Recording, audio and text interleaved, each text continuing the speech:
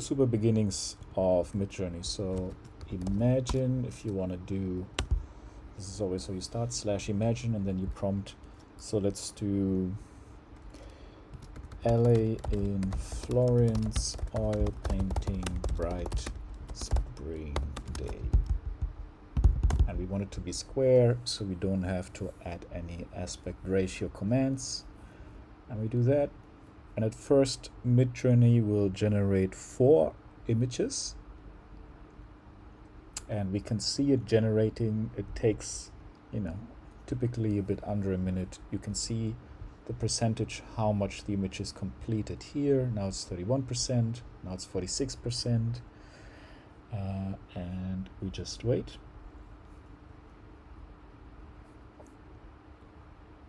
I like Florence. It's a very beautiful city. Okay, so now we have these. If we want to see it a little bigger, we can just click on it and it will display it in a larger size. There we go. Let's say I like this. Actually, even this more. All right, let's go with U4 now. U stands for upscale. So this is U1. This is 1, 2, 3, 4. This would upscale version 1, this would upscale this picture, this would upscale this picture, and U4 would upscale this picture. So if we like any of these, we can just upscale them. Now, if none of these is something we want to upscale yet, but it kind of goes into the right direction, then we can use any of these. What this will do is it will create variations. So this would create 4 variations of the first image. V2 would create 4 variations of the second image. So let's say, because I kind of like this, so I want more variations of this one. So I click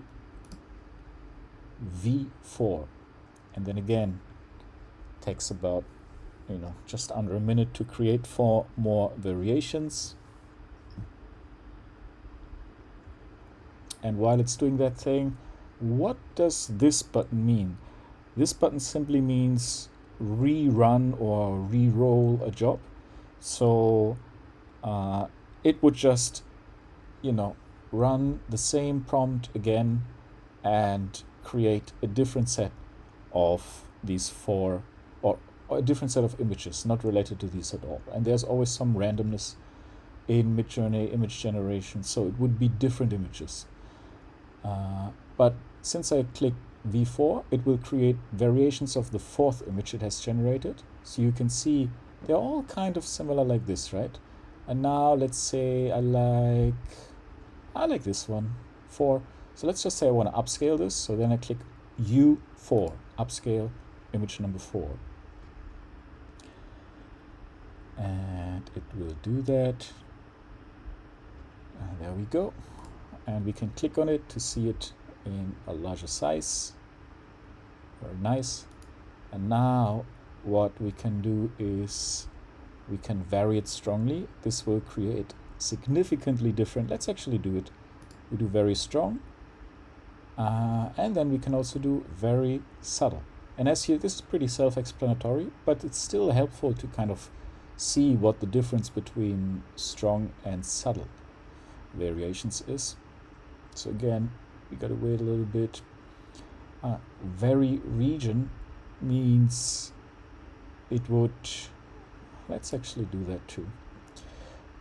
We can select a region where we want things to change, while the other parts of the image would remain the same. So let's say I wanna change this area here of the image.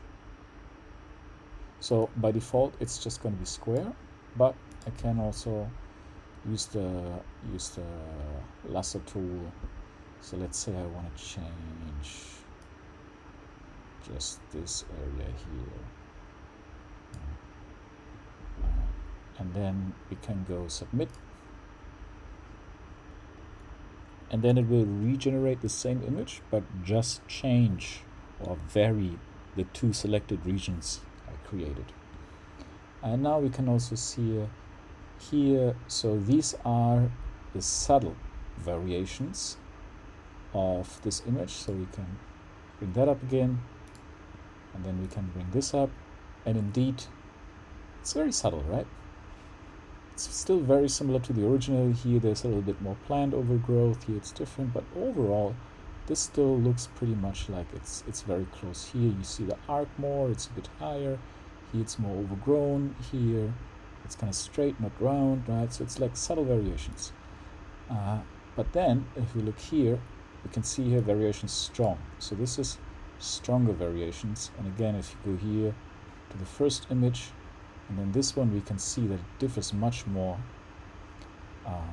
than the 4 variations we have here, right? So again, let's look here. Completely different image here, right? Also very different angle here. This one also very different. This one also very different. And sometimes, you know, if, for example, we say, oh, this is very close to what I want, I just want to play around with it a tiny bit more, then subtle variations is good. But oftentimes what I find is that strong variations kind of lead to more interesting generations that can then be explored. For example, me, I really like this one, but of course it's also a matter of taste. And then remember we had this image and we just selected 2 regions to vary, and then this is what it did. And as you can see, this remains the same, this remains the same. Now it didn't really do much here, right? The smaller area which I selected for variation, but it tremendously changed this, right? This entire thing on the right side changed it very much. So yeah, these are the main commands. Now region zoom out times 2 and zoom out 1.5x. These are basically, it will, let's say we do this. So let's say we like the scene, but it's a bit too much of a close-up and we want to see a kind of wider angle. Did it actually? No, it didn't catch my click. Let's do it again. Zoom out times 2. All right. And now what it will do, it will literally zoom out, and instead of just having this area, it will also create an environment around it. Let's see. Still waiting to start. And here also pretty self-explanatory, but worth spelling out. 2x is quite a lot, right?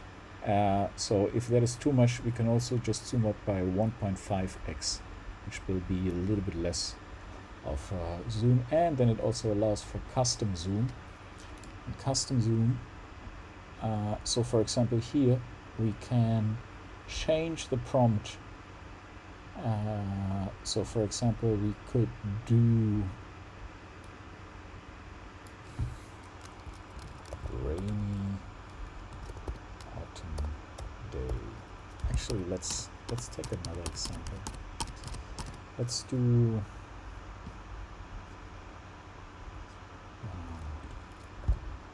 big barking dog. Let's even do enormous barking dog. And zoom, we can zoom out by 2. We can even set it to zoom 1, then it will not zoom out at all, but it will just change the image to include whatever prompt we modified here, right? Alright, so here we have the zoomed out version. As you can see, it has now expanded. Originally we had kind of this area, right, 2 doors, and now we actually have a 3rd door here, so it's going out much wider. It's more on the distant, right? Same here. Here we have even more, right? But what we can see is the original image was kind of, let's see, this was kind of this area, and now it has basically zoomed out to include a wider area. And here we can see, so we zoomed out by a factor of 2, and we had the enormous barking dog.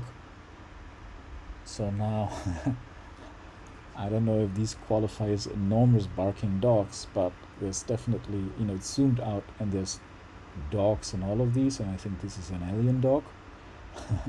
But yeah, so this is a nice, if you have a picture that you already like and you just want to add something to it or subtract something to it, that can be, the custom zoom can be one way of doing it just through commands.